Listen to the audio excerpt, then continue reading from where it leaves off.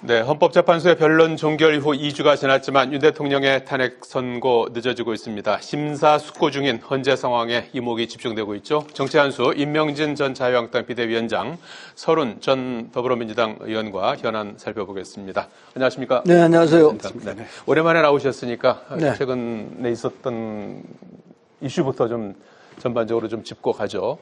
꼭 일주일 전에 윤석열 대통령이 법원의 이제 구속 취소 결정으로 이 있었고 그 다음 날 이제 검찰이 즉시 항고하지 않으면서 석방이 되지 않았습니까? 그래서 일주일이 이제 지났습니다. 그리고 이후에 어제는 헌법재판소에서 최재 감사원장 그리고 검사 3명에 대해서 탄핵 심판 선고를 했는데 전원일치로 기각 결정을 했습니다. 그래서 그 두 건에 대해서 우선은 어떻게 좀 지켜보셨는지 좀 말씀을 좀 주시겠습니까? 네. 이게 이제 12월 3일, 작년 12월 3일 네. 비상계엄을 처음 해서 크게 바뀝니다. 12월 3일까지는 뭐 탄핵을 걸은 사람들이 많습니다. 지금 얘기되고 있는 이 최재 감사원장하고 서울중앙지검장 그다음 검사들이 다 12월 3일 전에 예. 이 탄핵에 들어간 사람들입니다. 밀린 사람들인데 민주당에서 이걸 12월 3일 비상계엄을 처음 해가지고 윤석열 대통령이 내란 행위를 벌리고 이런 상황이 됐기 때문에 예. 이 전국을 정돈할 필요가 있었습니다.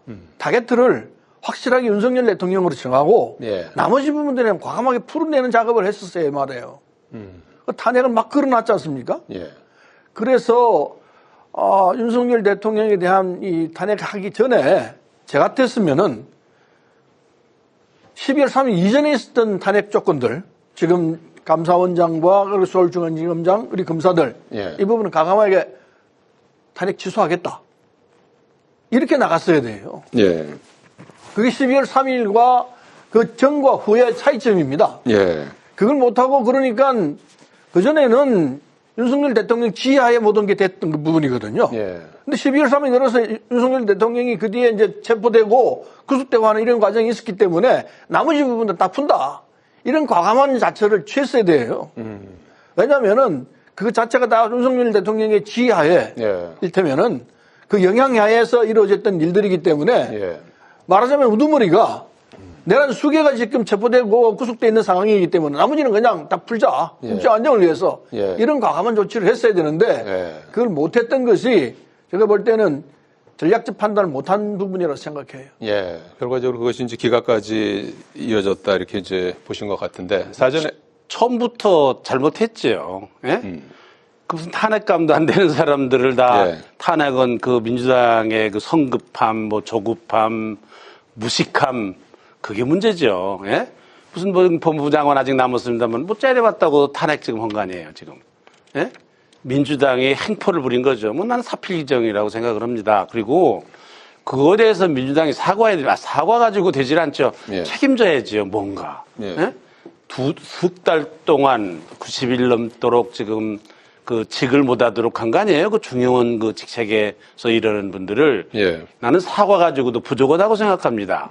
근데 뭐 좀 뻔뻔하게 가만히 있잖아요. 이제 앞으로 이제 8대 0인데 얼마나 더 나올는지 모르죠. 그 다음에 그 뭐 대통령 구속도 마찬가지입니다. 아니, 잡범을 잡아가는 것도 아니고 3,000명이라는, 경찰 병력도 동원하고. 아니, 무슨 뭐 대통령 뭐 구속하는 걸 뭐 검찰도 하겠다, 뭐 공수처도 하겠다, 뭐 경찰도 하겠다, 뭐 서로 달라가지고 하더라니. 서툴르게 했고 적법 절차를 거치질 않았고. 예. 저건 나는 난 사필규정이라고 생각을 합니다. 그래서 민주당의 패착도 한참 패착이죠. 예.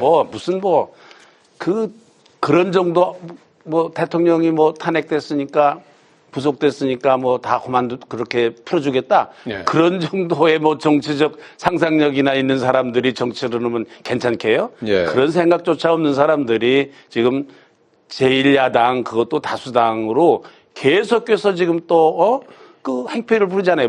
알겠습니다. 네. 최대행을 무슨 탄핵하겠다. 네. 또 누굴 또 탄핵하겠다. 네. 아니, 건국 이래로 지금까지 탄핵한 것이 21건이랍니다. 네. 그런데 지금 민주당이 지나간 2년 동안에 탄핵한 게 29건이에요. 29건. 네, 이게 말이나 되는 일입니까? 제정신 가지고 하는 거예요, 정치를?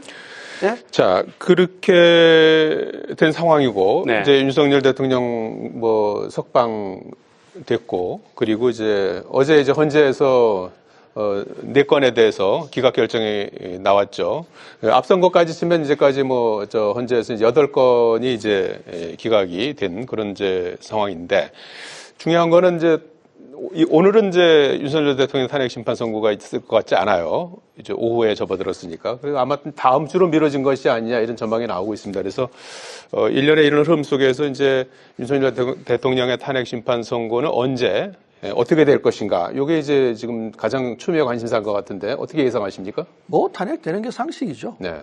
그건 헌법을 읽어본 사람이면은 당연히 이건 탄핵이구나. 예.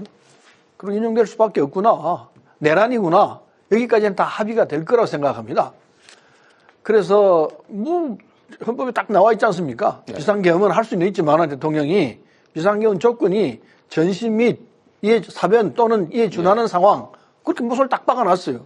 그리고 그걸 위반하면은 사형 또는 무기에 내란하면은 그럼 포고령 이력 보십시오. 일체 정치 행동 못한다. 예. 국회를 국회를 해산하겠다. 이런 능동이 들어가 있지 않습니까? 예. 국회 해산한다는 표현은 없었던 것 같습니다. 정치활동 못한다. 예. 그건 다 내란 행위예요. 그리고 무기를 들고 국회를 침탈했지 않습니까? 그건 누가 봐도 딱 떨어지는 내용이에요. 아니라고 얘기해봐야 그거는 그냥 하는 소리들이에요. 예. 그래서 최소한 헌법을 위반한 건 분명한 사실입니다. 그건 어쩔 수 없어요. 예. 대통령이 선서할 때 첫 마디가 나는 국헌을 준수하고 이렇게 나갑니다. 국가헌법을 지킨다는 제1성이에요. 예. 따라서 국가헌법을 안 지켰기 때문에 대통령으로 자격이 없는 거죠. 파면이 당연한 거죠.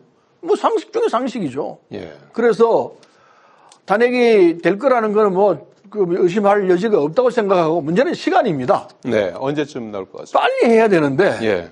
이게 빨리 않고 여러 가지 이제 질질 끌고 있는 형태가 되고 있습니다. 헌재가 8인 체제이지 않습니까? 예. 9인 체제인데 8인을 하고 있지 않습니까? 마흔여인 재판관을 당연히 임명해야 됩니다. 예. 그건 대통령이 할 권한이 아니고 의무예요.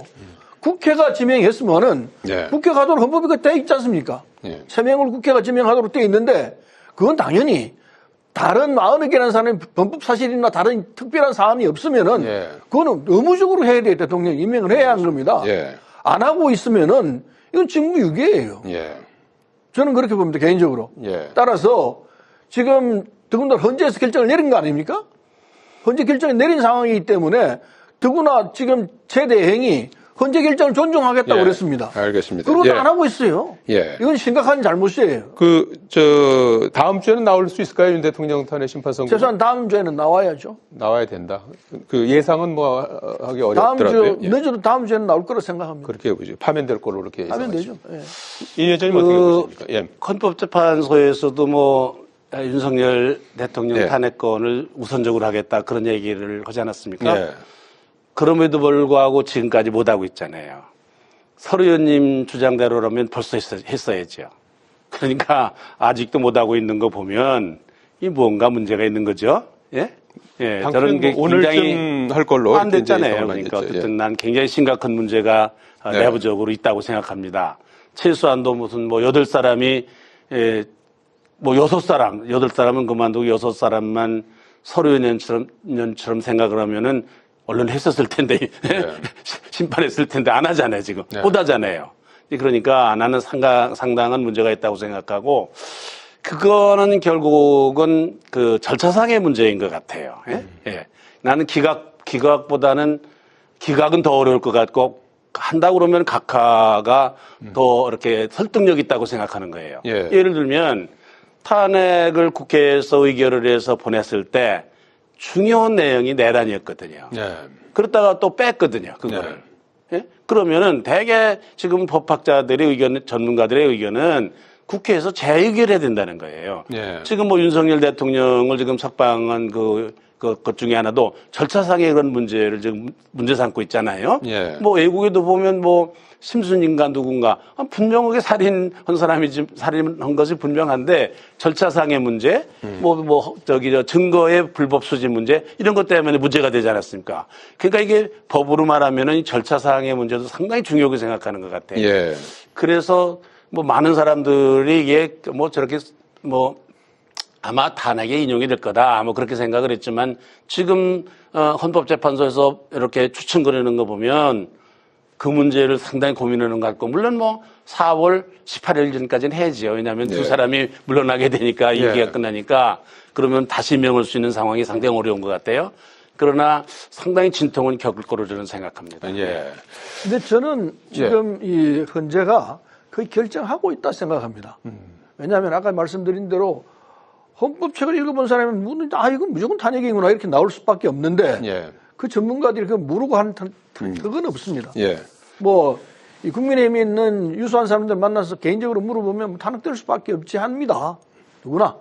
또 국민 절대 다수가 탄핵은 해야 한다고 하고 있어요. 절대 다수 상당히 많은 부분이 65% 이상이 탄핵해야 한다고 그러고 여론도 그렇고 하기 때문에 헌법재판관들이 모를 턱이 없습니다. 헌재에서 알고 있으면서 그러나 탄핵에 반대하는 사람들이 상당히 많다는 것도 알고 있습니다. 그분들 의견도 귀담아 듣는 것이 필요하죠. 그래서 시간과 상황을 조절하고 있는 것 아닌가. 이를테면 이번에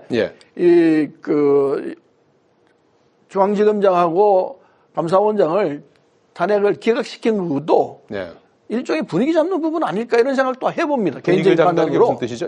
그럼 뭐 당연히 기각을 시켜놓고 나중에 대통령 부분은 이건 인용한다.